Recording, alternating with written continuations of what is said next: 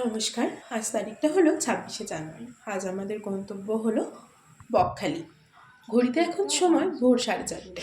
আমাদের সাথে যেহেতু একটা ছোট্ট সোনা আছে, তার কখন খিদে পায়, তার জন্য এখানে আছে রাঙা আলু ভাজা আর এখানে আছে ওটস। সব কিছু গুছিয়ে বেরোতে বেরোতে ওই ভোর 5টা 5:30টার মতো বেজেই গিয়েছিল। এবারে যে দেখছেন আমার কোলে এই যে ছোট্ট সোনাটা ঘুমাচ্ছে, ইনি কিন্তু বেশিক্ষণ ঘুমাননি। আমরা সবাই জেগে আছি, ও ঘুমালে হয় নাকি? ঠিকঠাকভাবে গাড়ি চালানো হচ্ছে কি, ঠিকঠাক রাস্তায় যাওয়া হচ্ছে কি, ওকেই তো দেখি। কিন্তু ও জেগে থাকলেও আমি যে একদমই অতক্ষণ জেগে থাকতে পারিনি, তাই চোখটা একটু গাড়ির মধ্যে লেগেই গিয়েছিল। তারপর চোখ খোলার পরে এই যে দেখলাম চারিদিকে ঘন কুয়াশা, এত ঘন কুয়াশা যে কিছুই দেখা যাচ্ছে না।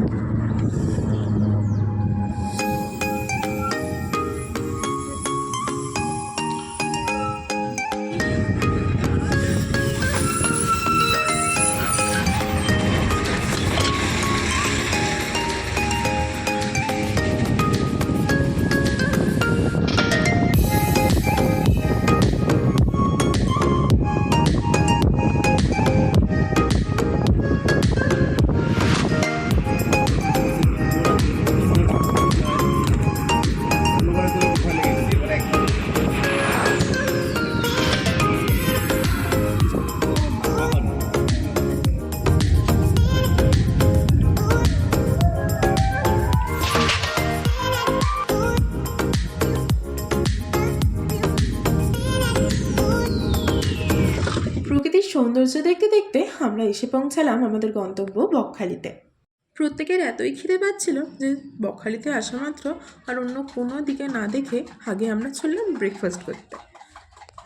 ব্রেকফাস্ট অর্ডার তো দেওয়া হলো, যতক্ষণ না ব্রেকফাস্ট আসে দিদি ততক্ষণ ওই যে বাড়ি থেকে ওটস, রাঙালু ভাজা যেগুলো করে আনা হয়েছিল সেগুলো ছেলেকে খাওয়ানোর চেষ্টা করছে। যেহেতু শীতকাল, তাই সমুদ্রের জল এখন অনেকটা দূরে। আর এখানে আমার জামাইবাবু ইয়ার্কি করে তাই বলছে যে বকখালি এলাম, সবই তো সুন্দর, কিন্তু যে জন্যে আসা সমুদ্রের জলের জন্য সমুদ্রটাই নেই। এদিকে এই যে আমাদের শান্তশিষ্ট ভদ্র মানুষ ব্রেকফাস্ট করছে। অন্যদিন খাওয়ানোর সময় অনেক দুষ্টুমি করলেও আজ দেখলাম চুপচাপ ব্রেকফাস্ট করে নিচ্ছিল। এরপরে আমাদেরও খাবার চলে এলো, লুচি, ঘুগনি, ডিম ভাজার সঙ্গে ব্ল্যাক কফি। আমি চা কফি পছন্দ করি না একদমই, তাই জন্য আমার ছিল না। এরকম হবে না।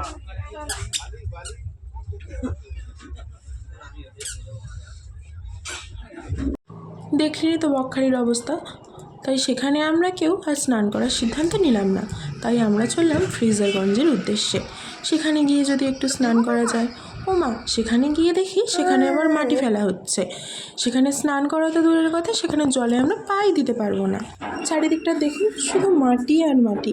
এই মাটি পেরিয়ে কী করে সমুদ্রে নামি বলুন তো? কিন্তু স্নান না করতে পারলেও মনে একটুকুও আক্ষেপ নেই, তার কারণ হচ্ছে এখানে প্রত্যেকটা ফটো খুব সুন্দর সুন্দর এসছে।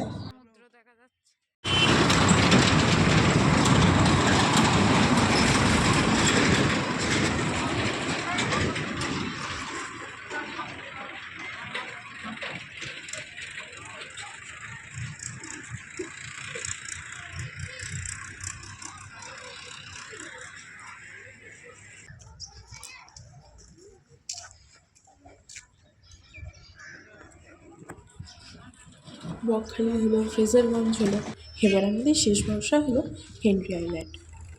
আমরা যেহেতু নাইট স্টে করিনি, সেজন্য একদিনেই বকখালি, ফ্রেজারগঞ্জ, হেনরি আইল্যান্ড সমস্ত কিছু একদিনেই ঘুরেছি। এই নিয়ে 3বার হলো আমি বকখালি যাচ্ছি। প্রত্যেকবার আমি দিদি জামাইবাবুর সাথেই গিয়েছি। আর যতবার এই হেনরি আইল্যান্ডে যাওয়া, বিশ্বাস করুন চারপাশের প্রকৃতি, গ্রাম্য পরিবেশ সমস্ত কিছু আমাকে মুগ্ধ করে তুলেছে। হেনরি আইল্যান্ডের চারিপাশের যে সৌন্দর্যটা, সেটা সত্যি শুধু আমাকে না, প্রত্যেকটা মানুষকেই মুগ্ধ করবে বলে আমি মনে করি।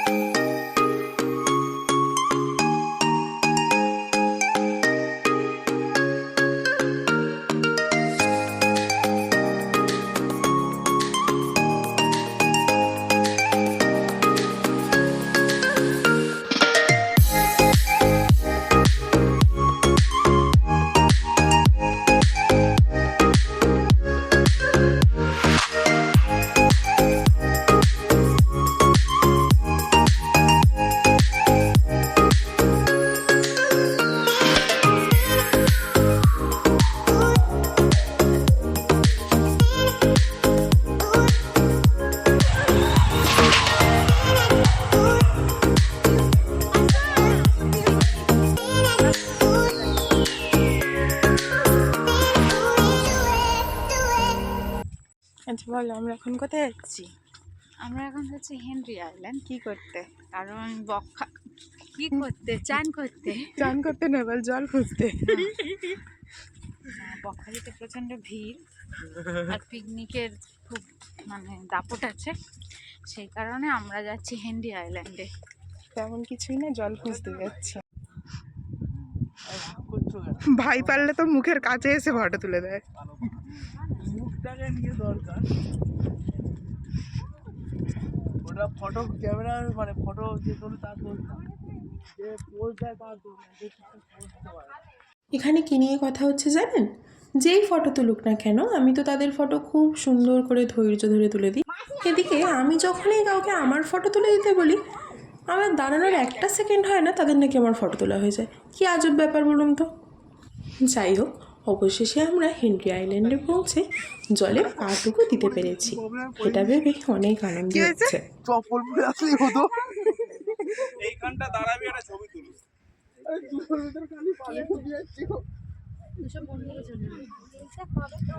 আপনাদের তো বলাই হলো না, আমার দিদি, জামাইবাবু আর আমার সঙ্গে ছিল আমার ভাই, আমার মামার ছেলে। আসলে ওকে ঠিক বলা হয়নি আগে থেকে যে আমরা বকখালি যাব। ঠিক যেদিন যাব সেই দিন রাত্রেবেলা রাত 12টার সময় ওকে ফোন করা হচ্ছে। যথারীতি সে তো ঘুমিয়ে পড়েছে, তার ফোন আর ধরা হয়নি।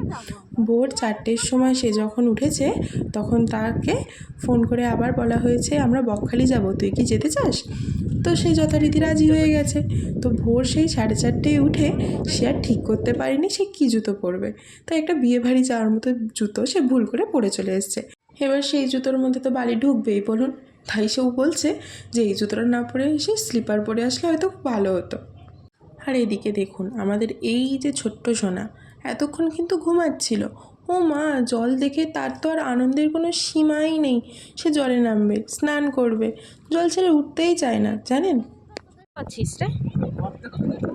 গুপ্তধনের সন্ধান করছিস কি?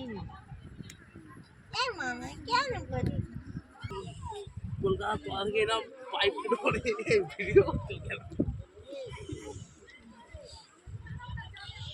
ও দেখে ফেলেছে ওর মামাই ঠিক কেমন করছিল, তাই চলো সেই চেষ্টায় ও আছে। বালিটা তুলতে হবে, গর্ত করতে হবে, তাই নিয়েই খেলা করতে হবে। আর জল দেখলে তো আনন্দের যেহেতু সীমা নেই, তাই জল ছেড়ে আমরা উঠবো না। যাই হোক, এত কিছু ঘুরে বেরিয়ে জলের মধ্যে অনেক মজা করে তো অ্যাট লাস্ট আমাদের খুব খিদে পেয়ে গিয়েছিলো। চলে গেছিলাম আমরা লাঞ্চ করতে। লাঞ্চে আমাদের ছিল ভাত, ডাল, বিভিন্ন ধরনের সবজি, চাটনি, পাঁপড়। এটা একটা মিল ছিল। আপনি যতবার নেবেন ততবার আপনাকে দেওয়া হবে, তার জন্য আলাদাভাবে কোনো রকম কোনো পে করতে হবে না।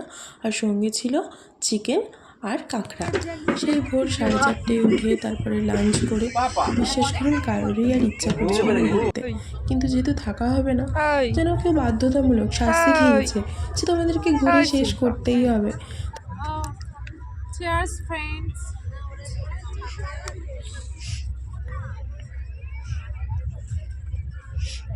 এইসব জামা দেখতে ভালো লাগে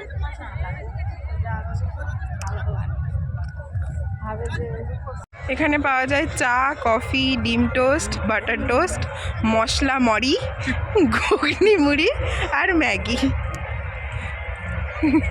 এই যে দেখছেন আই লাভ বকখালি লেখা, তার আমরা অপোজিটেই আছে। মশলা মুড়ি খেয়েছি, কিন্তু মশলা মুড়িটা কোনোদিন খাইনি। তোমরা এসে অবশ্যই মুড়িটা খেয়েছি। আমরা তো জানুয়ারি মাসে এসেছি, আর আপনারা তো জানেনই জানুয়ারিতে এই শীতের সময় গুড় তৈরি হয়। তো আমরা যেহেতু অনেকটা সকালে এসেছিলাম, সেই সময় আমরা দেখেছি যে সকালবেলা গাছ থেকে রস নামিয়ে গুড় তৈরির প্রসেস চলছে। তো আমার দিদি তাই জামাইবাবুকে বলছে যে আগেরবার যখন বকখালিতে এসেছিলাম তখনও তো শীতকাল ছিল, কিন্তু তখন কিন্তু তুমি দাঁড়াওনি, তাই এখন যেখানেই ধোঁয়া দেখবে তোমাকে কিন্তু গুড় নেওয়ার জন্য দাঁড়াতে হবে। বকখালি যাওয়ার সময় না দাঁড়ালেও ফেরার পথে কিন্তু জামাইবাবু একটা জায়গায় দাঁড়ালো, আর আমার দিদি তারপর সেখান থেকে গুড় নিল। তারপরে আমরা বাড়ি যাওয়ার জন্য রওনা দিয়ে দিলাম। ভিডিওটা আজ তাহলে এখানেই শেষ করলাম। আবারও আপনাদের সাথে দেখা হবে অন্য কোনো একটি ভ্লগে। আর যদি আমার ভিডিওটা আপনাদের ভালো লেগে থাকে তবে আমার পাশে থাকার অনুরোধ জানালাম আপনাদের।